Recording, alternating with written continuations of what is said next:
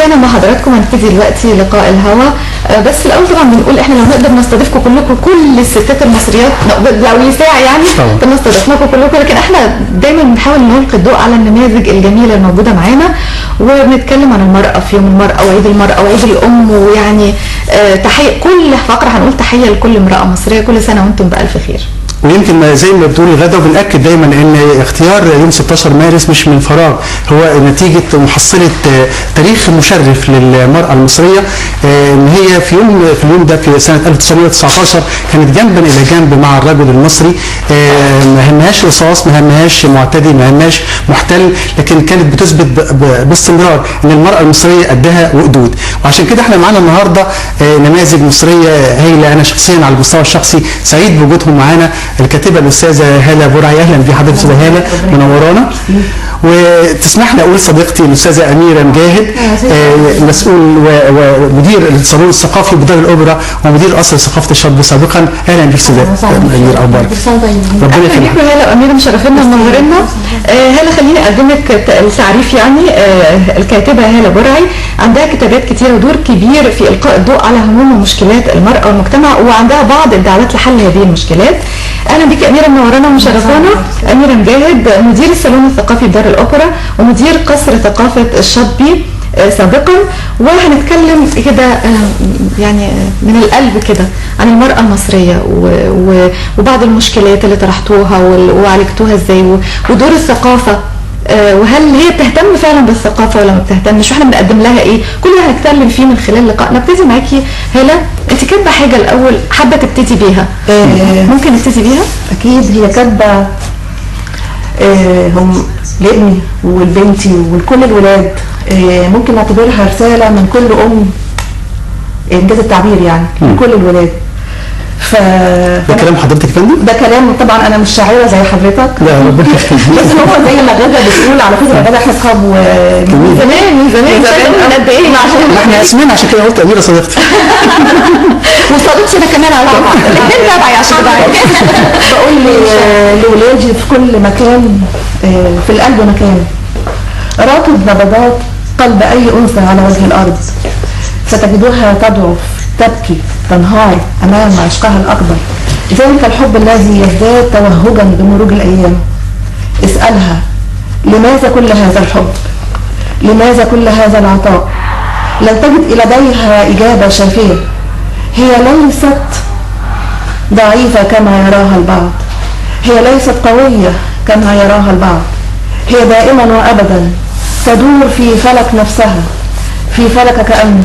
صدقني أيها الابن البار، ليتك تدرك يا ولدي كم أشتاق إليك وأنت أمام عيني، أو ربما على بعد خطوات مني، فما بالك وعذابي وأنت ذاهب إلى المجهول لا أعرفه. أدرك جيدا أنها سنة الحياة، أدرك جيدا أنني عبء عليك، فعالمي غير عالمك وطموحي غير طموحك. لا، قف وتذكر جيدا أنك وحدك حلمي الوحيد، أملي الوحيد، طموحي الوحيد. أنت الرابط الوحيد الذي من أجله أعيش، أنت الهدف الوحيد الذي من أجله أتمسك بالحياة. ليتك تعرف يا عمري كم أتذلل وأتوسل إلى الله كي يحميك من أجلي، كم أتمنى لو توقفت عجلة الزمان. صعب جدا، أليس كذلك؟ أعرف أنه المحال. أشعر أنني فقدت القدرة على التعرف على مفردات الحروف. حقيقة لا أدري لماذا لم يعد لدي القدرة على كتابة كل ما أريد إليك. فقط عليك أن تدرك جيدا يا ولدي أنه مهما تغيرت الأيام ومهما تبدلت الطموحات والأحلام، سيبقى دائما وأبدا لك أنت، سيبقى دائما لك وحدك في القلب مكان. جميل. يا ريت قلب على قلب الفطر وقلب عليكي. انا يعني انا على فكره معروف ان انا بعيط على الهوا عادي كده، يعني انا فاكره نفسي يعني انا ايه الوجع ده كله في ايه؟ اي ام في الدنيا بالفطره مهما كانت ام نعيله، ام اثريه جدا، مهما كانت في اعلى المناصب قدام ابنها ضعفها تعالى نروح لأميرة مجاهد، لأن ابن أميرة مجاهد ما شاء الله في الفيسبوك صوره كسرت الدنيا، وأعتقد إن هو حالة خاصة جدا عند حضرتك، هو عمر بيكبر قدام منك ونبتة جميلة. أميرة مجاهد واحنا احتفالاتنا كلها عن المرأة، حضرتك تقول إيه يا فندم؟ اولا مبسوطه ان انا النهارده ربنا يخلي حضرتك. احنا اكتر بجد سعيده وحاسه بجو اسري كالعاده ربنا يخليكي. علاقتي بيكم يعني الحمد لله شرف لينا. مستوى جميل جدا وانا سعيده بده. صحابنا طبعا وده اللي بيميز ده احلى حاجه على فكره، ده اللي بيميز. لسه هقول لك اسكندريه كلها صغيره، كلنا عارفين بعض، كلنا قرايب وجيران واصحاب، فبيبقى الكلام من الانجاز ده بيعمل. وكمان حتى الجمهور السكندري يعني حتى الناس اللي بتبقى متابعانا بنلاقي ردودهم جميله، بتخلي الواحد بيبقى فرحان وهو جاي النهارده. مش احسن من الاسكندرانيه على فكره، كل المصريين حلوين، بس الاسكندرانيه بقى معلش يعني. اي نعم معلش عبد الله انا خدت الجنسيه خلاص. يعني المرأة المصرية طبعا بطبيعة شخصيتها، لا شخصيتها مميزة، احنا مش بنتحيز ليها يعني ولا نتحيز يعني الملكات حتى التاريخ بتاعنا حتشبسوت ونفرتيتي ويعني لا يعني تاريخ تحسي المرأة القوية، المرأة الصبورة، المرأة المعطاءة اللي فيها ضعف وقوة الاثنين في بعض. يعني صعب قوي ان احنا نلاقي الميكسات دي موجودة في شخصية المرأة بالذات. هتلاقيها في الفلاحة، هتلاقيها في المتعلمة، هتلاقيها في الدكتورة، هتلاقيها في كل البسيط. صحيح بيجمعوا بين الاثنين. فبجد انا مبسوطة وفخورة ان الشخصية المصرية شخصية متميزة وبتنعكس علينا اجيال ورا اجيال، بنلاقي نفسنا بنتوارث الشخصية دي. بس هلا وأميرة اتفقوا معايا ان البنات دلوقتي ما شاء الله عليهم يعني احسن من او يعني انا بشوف الولاد مثلا. كنت عامله انترفيو من كام يوم مع بنت في اولى كليه، قالت كلام قلت لها، وانا قلته على فكره على الهواء، انا في سنك لا قلت لها في سنك كنتش اعرف الربع كلام انت بتقوليه ده، ايه الفكر ده، ايه الوعي ده؟ محظوظين بطبيعه العصر جدا. بما ان احنا بنتكلم في اسكندريه يعني معظم اللي يعرفوني عارفين ان انا والدتي الله يرحمها كانت صحتها سيئه جدا لسنوات طويله، فكان احيانا في وجودها كنت بضطر ان انا اسافر او بيبقى عندي ظروف ان انا مش موجوده في البيت بالشهر تقريبا. انا بوجه تحيه وشكر وعرفان بالجميل لرنا بنتي، هقعد طول عمري مش عارفه اشكرها. هي امي صغيره، انا كتبت قبل كده في بريد الاهرام، مهما عملت مهما دعيت لها من قلبي فهي اكيد عملت اللي ما فيش حد عمله. يعني بشكرها وبشكر كل صحباتها وكل الولاد. على فكره الام مش لازم تكون هي اللي عندها اولاد او تكون اللي اتجوزت، في بنات معيلات، في بنات بيضحوا بعمرهم علشان خاطر يربوا اسرتهم، عشان يرعوا والديهم. دول مش موجودين للاسف، ما لهمش حد بيلقي الضوء عليهم او بيحتفل بيهم. في شباب بتلاقيهم احنا دايما بنقول عيد الام عيد الام، ده في ولاد يستاهلوا عيد البنت وعيد الاب كمان. ففي رنا بنتي رنا موصيانا على فكره قبل الهوا ان احنا نقول لك كل سنه وانت طيبه، عيد ميلادك بكره عقبال 100 سنه ربنا يخليك. وفرصه كمان احنا بنقول للزميله العزيزه اماني عزت بعد يومين كمان عيد ميلادها ما شاء الله. كل سنه وانت طيبه يا اماني وكل بخير طبعا. اميره مجاهد اتكلمت عن الملكات، اميره مجاهد بدون يعني مبالغه ملكه برضه في عالم الثقافه. ازاي تناولت يا فندم في شهر المراه في الفعاليات في دار الاوبرا وحاجات زي والله هو احنا عندنا الاوبرا يعني طبعا هي مؤسسه عريقه، مش محتاجه ان انا اللي اتناول، يعني بيبقى في برنامج عامه بيبقى مركزي لينا. في القاهره ماسكين مجموعه السيدات الرائدات على مستوى الوطن العربي، بيتناولوا سيرة كل سيدة بحيث ان هي تبقى نموذج نفتخر بيه عامة على مستوى الوطن العربي، ودي كانت فكرة طيبة. قبل كده كان في مشاريع انا كنت تناولتها بنفسي، حطيتها عشان لما احب انسب حاجة اكون معروف عن اميرة مجاهد. ربنا يبارك في حضرتك. انا قبل كده كنت لاحظة فكرة العنف ضد المرأة وازاي ان احنا بنتناول الظاهرة دي. مش بحب دايما فكرة ان احنا نعمل ندوات او ان انا اجيب، بحب يعني اكيد اتعلم من المحاضرين الاكاديميين ودي بتبقى حاجه زي في افكار جديده خارج الصندوق، بس عايزين نطلع بره الصندوق. فكنت اتقدمت بمشروع لمده 3 ايام في مركز الحريه للابداع ان احنا نناقش الظاهره دي بس بشكل غير نمطي. جبنا البنات اخدت كل المراحل. يعني مثلا السيدات اللي هم في منطقه ابيس اللي هم بيعانوا ان ما فيش حد حاسس بيهم، طب انتوا ايه المشاريع الحاجات اللي بتبرعوا فيها؟ الاعمال اليدويه، الحاجات المنزليه، عملنا لهم بازار، فرحوا جدا لما لقينا متواصل معاهم نشتري منهم. وكمان فكره ان احنا نعمل البازار ده في مركز ثقافي كانت حاجه رائعه، وكان في الشارع في الممر، فالفكره ان السيدات فرحت جدا وقعدنا نتناقش معاهم ونحل معاهم بشكل من خلال ورش عمل بشكل سيكولوجي، نحاول نفك عنهم ونفك عن همومهم. عملنا من الناحيه الثانيه مثلا البنات اللي هم فتيات بلا مأوى، ما بحبش اقول بس دي حقيقه فعلا، مش بحب اقول الكلام ده. رحنا لهم زمان سن قد ايه؟ سن ابتدائي واعدادي. هل انت بتعملي حاجه كده برضه صح؟ نفس التفكير طبعا صح. على الاطفال اللي هم في الشارع والاطفال اللي هم بلا هويه مجهول النسب.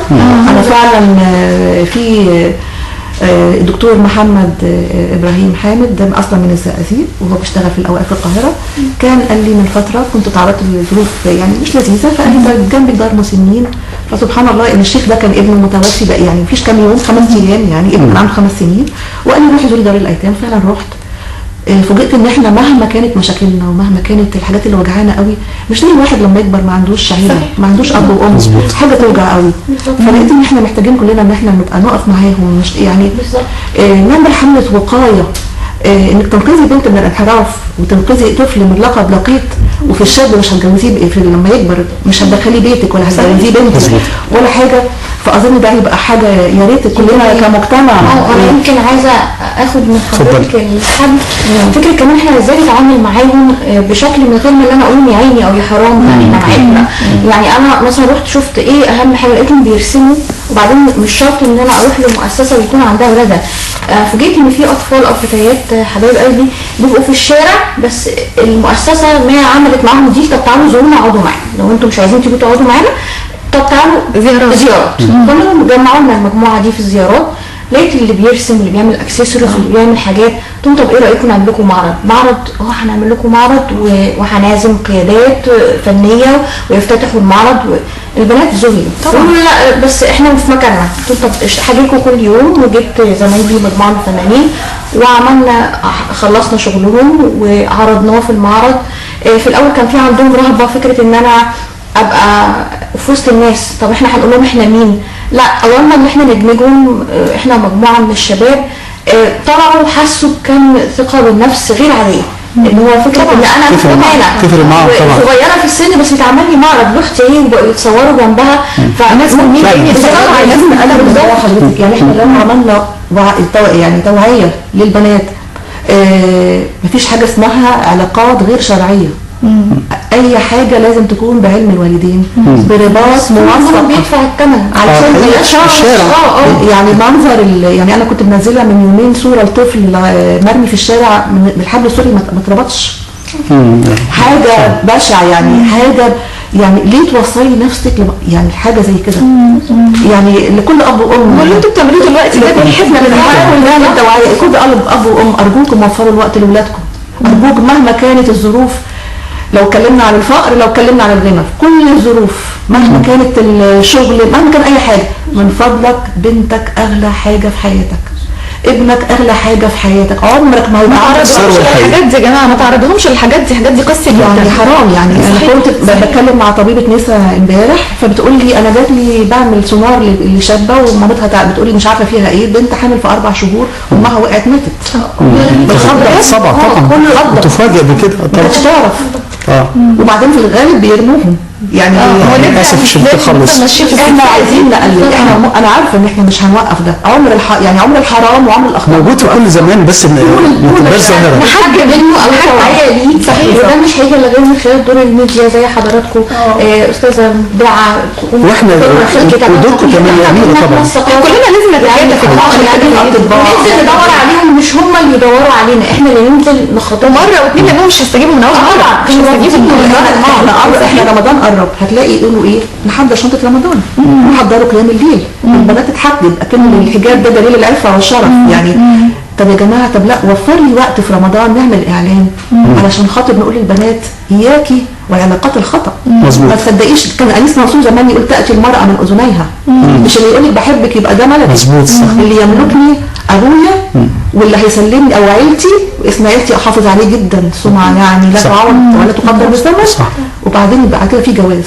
يعني مش عارفه هم مستعجلين على ايه بصراحه. يمكن شفت غدا التجربه بتاعت استاذ سليم سحاب لما خد مجموعه اطفال شوارع وعمل منهم كورال، شيء رائع. ممكن نصدق قصه نجاح. طبعا انت عندك مبدعين في الحاجات اليدويه ومبدعين في الغناء يعني الولاد دول مظلومين. في الولد اللي كان اليوم السابع كانت متبنياه من كام يوم اللي هو راقص بيرقص مع الولاد. على فكره ده شيء عبقري. خلي بالك ان الولد ده ليه اخ برضه هو مش لاقيه، يعني ده هو لا حاجه نفسيه مش العوض فضول. بس هو حاجه ما بتحصلش، ده مبدع، ده ما بيحصلش كتير يعني دي بتبقى موهبه وفطره من عند ربنا. صحيح بيخصها بحد من عباده. صحيح. ولكن برضه هنرجع تاني دور السوشيال ميديا اكتر. يعني لولا ان في مثلا لسه كنت بقول بجد بوجه لها التحيه من هنا بجد يعني قلبي حقيقي. لا انا مش فاكراها بس هي شابه حقيقي انا فخوره بيها لان هي صحفيه انسانه وعرفت ازاي تطلع من طفل صغير كلام. انا اعجز قدامه ان انا يعني قعدت يوم كامل فاصله عن الدنيا وفي حاله من البكاء اللي هو يعني ايه ده. صحيح. احنا مش بني ادمين، احنا ازاي قلبنا بقى حجر كده على بعض. صحيح. ازاي الاب والام بقى وصلوا للمرحله دي، ازاي ان اب ممكن عشان خاطر زوجته يرمي ولاده، لكن ربنا في الاخر بيطلع علينا لا في ناس حنينه، في ناس رحيمه. بنتضافر احنا كمجتمع، في رجل اعمال وقف جنب الطفل ووفر له مكان وجاب اخوه وهيعيشوا مع بعض وهيتكفلوا مدى الحياه. هو ده المجتمع المصري. دي ايجابيات. ده المجتمع كانت بتقول فعلا. كاميرا انه كمان هنا عامله حاجه عن الغريمات، كتبتي حاجه عن الغريمات قبل كده كنت برضه ده من انا عايزه اقول لك حاجه كمان من يعني انا كتبت عنهم مره في الاهرام ومره في اليوم السابع. وبعدين رحت قابلت المسؤولين في مصر الخير وهم عملوا اعلان في التلفزيون عن المقال بتاع اللي هو البنت يوم فرحها ما بتلاقيش امها اللي هي كانت بتستلف او هي ممكن تكون عشان مرتبه طبعا هم يعني كمان عملتني مش على الاعلان بس طبعا مش مشكله. الفكره ان الموضوع وصل وسمع وبعد كده القوات المسلحه والرئيس تبنوا الفكره. وفي كمان في وزاره الداخليه في شاب نقيب برضو عمل حاجه كويسه قوي للغريبات. هتلاقي في كل الوزارات تقريبا في حد متعاطف، في حد متفاعل مع عايز اقول لك ان اكتر ناس بيتعاملوا مع الحالات اللي زي دي الشرطه. لما يروح له حد في الاسم 300 400 جنيه وهيتحبس. فطبعا بتلاقي الضباط شرطه قلبه مصري يعني هو سيبك منه ظابط، هو بني ادم، هو طبيعته هو وظيفته ان هو يتعامل مع البشر، احتكاكه بالبشر. فعشان كده تلاقيه معظمهم بيطلع وبيحاول يدفع عشان خاطر هم ما يتبهدلوش. طب هنروح لأميرة مجاهد والاوبرا يعني الفكره اللي متاخده عنها ان هي حاجه ارستقراطيه، حاجه كلاسيك كده، حاجات مش اي حد بيدخلها. لكن اعتقد ان حضراتكم برضو منتصرين لقضايا الانسان. يعني كنت لسه بتكلم في المقدمه مع غاده عن المراه المصريه ان هي حماله اسيه، ان هي مطلوب منها ان تعمل 10 ادوار في بعض، من مذاكره الاولاد لغايه ما الاكل لغايه الوظيفه بعد كده الشغل لغايه بابا بيتجوزوا ويخلفوا الاولاد، ماما بتشيل ولادهم يعني. فحضراتكم القضايا اكتر حاجه تشتغل عليها في المراه المصريه. يعني انا اعتقد ان ما زلنا برضه بنعاني من مجتمع ذكوري رغم كل ما يمنح للمراه. نعمل فيهم ايه يا اميره؟ يعني مش عارفه نعمل فيهم ايه بصراحه. مش عارفه ايه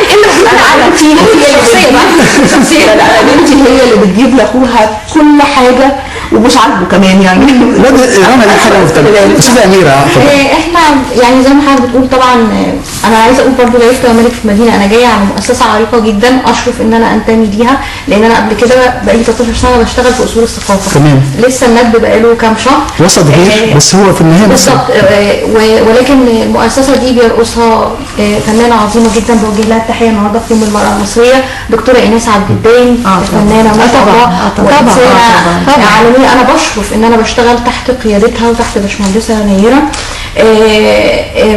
فعلا كل الطابع اللي احنا دايما اخدينه، حتى لما بقول للناس في الصالون الثقافي تعالوا اتفضلوا شرفونا، يقول لي يعني لازم البس بقى بدله وابقى قاعد كده مش عارف. فاقعد اضحك واقول لهم لا يا جماعه على فكره الموضوع ابسط ما يكون. هي الاوبرا دورها انها بترتقي بالذوق العام، مش اللي هو لما نلبس بدله ونلبس حلو وننزل شكلنا يعني مش تكتيفه، بالعكس يعني حاجه لطيفه يعني جينز عادي يعني. بس هي مهمتها الارتقاء بالذوق العام، سواء في ناحيه الحفلات اللي بتقدم، سواء العروض الاستعراضيه او المسرحيه، سواء فكره الصالون الثقافي. من هنا لو هنتكلم عن المراه ان شاء الله يعني اشرف ان انا بتقدم بمشروع برنامج كامل شهري للاوبرا، برنامج ثقافي. الدكتوره ايناس ان شاء الله في انتظار موافقتها عليه، ان انا عامله حصر لجميع المبدعين والمبدعات بالتركيز اكتر. للاسف انا مش كما ده مش ذكور المبدعين والله لقيت 8 السنه دي ما شاء الله مشاركين في معرض الكتاب، مبدعين سكندريين.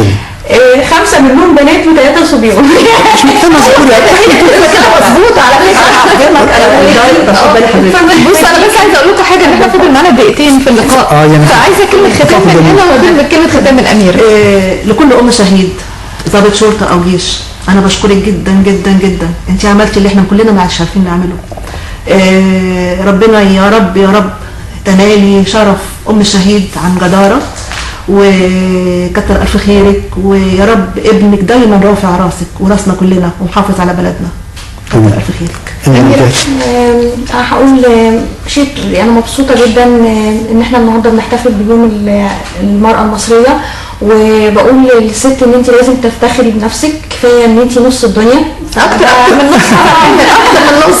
ده لوحده سبب فخر، وكل واحده وكل سيده فينا ليها مصدر ليها فخرها، سواء الست البسيطه ست البيت او الست المتعلمه او الست المراه العامله، او يعني كل واحد فينا فيه نقطه ايجابيه لازم يشتغل عليها، ويشتغل عليها مش لذاته ولاسرته ولبيته. ده مصدر نجاح الست المصريه. اتمنى يا رب يعني ربنا يوفق كل مراه مصريه في حياتها، وسعيده جدا. احنا سعداء جدا. استاذه اميره مجاهد مدير الصالون الثقافي بدار الاوبرا، بشكرك جدا، شرفتينا ونورتينا يا فندم. الكاتبه الاستاذه هاله برعي، اهلا بحضرتك، شرفتينا ونورتينا. ومره ثانيه عقبال 100 سنه، كل سنه وانتم طيبين. كل المصريين والامهات المصريين كلهم طيبين.